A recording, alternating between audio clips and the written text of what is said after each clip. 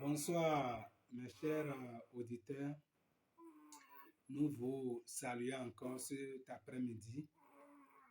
Nous voici encore ici pour vous présenter encore une nouvelle vidéo.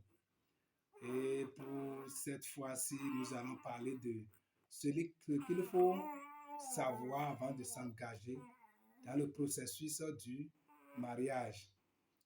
Je crois que chacun s'engage pour des raisons qui varient d'une personne à une autre.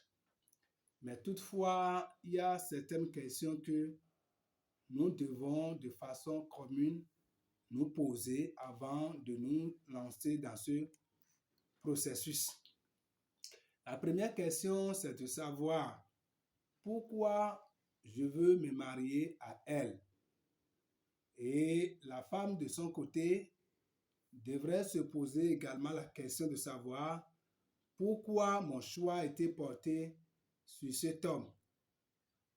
Est-ce que c'est parce que cet homme a d'argent ou bien il a une renommée et je veux que je sois dans sa famille?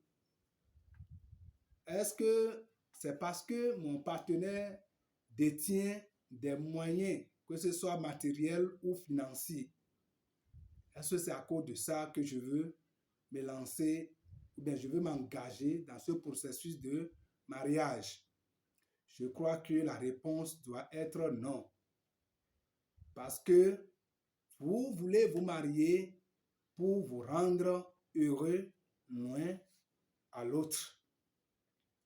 La deuxième raison ou bien la deuxième question que nous devons nous poser, c'est de savoir si nous partageons les mêmes visions religieuses, les pratiques religieuses. Est-ce que nous partageons tous?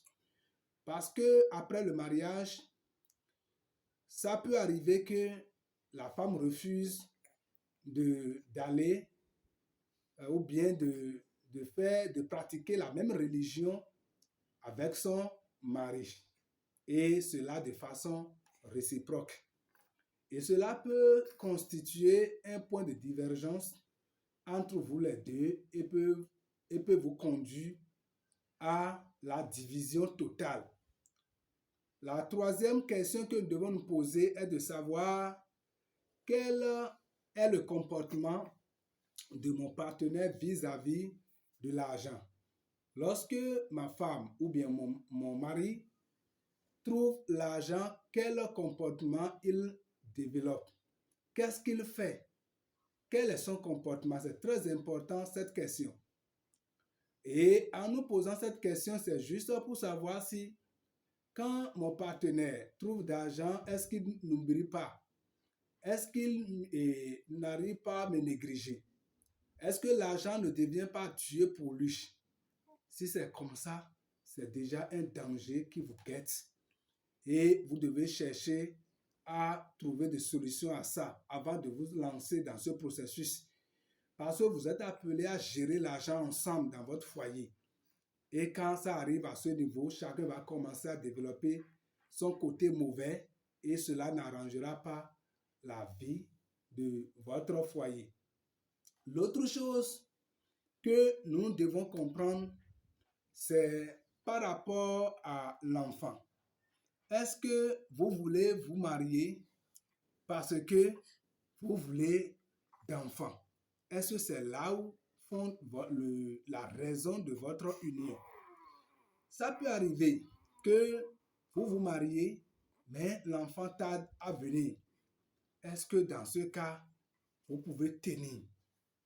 Si vous aviez fondé déjà votre relation sur enfant, je suis avancé en âge, il faut que je me marie, il faut que je puisse mettre aussi un enfant au monde.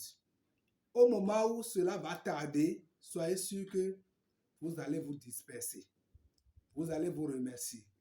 Et ce n'est pas le souhait de notre Dieu. Je ne veux pas que vous vous mariez et après quelque temps que vous vous divorcez. Ce n'est pas ça l'objectif de Dieu. Et donc, vous devez veiller à ce que le fondement de votre relation ne soit pas nécessairement ça. Vous devez être prêt quand cela va durer. Quand ce que vous attendez ne vient pas, vous devez être en mesure de vous consoler les uns les autres afin de pouvoir tenir jusqu'au bout. C'est très capital. Beaucoup n'arrivent pas à tenir et la fin n'est pas bonne. Les gens se dissocient, les gens se divisent tout juste parce qu'il n'y avait pas enfant. Ça ne devrait pas être ainsi. Comptez sur le Seigneur et je crois que Dieu a toujours de bons plans pour chaque foyer. Je n'ai pas beaucoup de choses à partager avec vous cet après-midi. C'est tout ce que j'ai. Je vous remercie beaucoup pour votre attention et à la prochaine.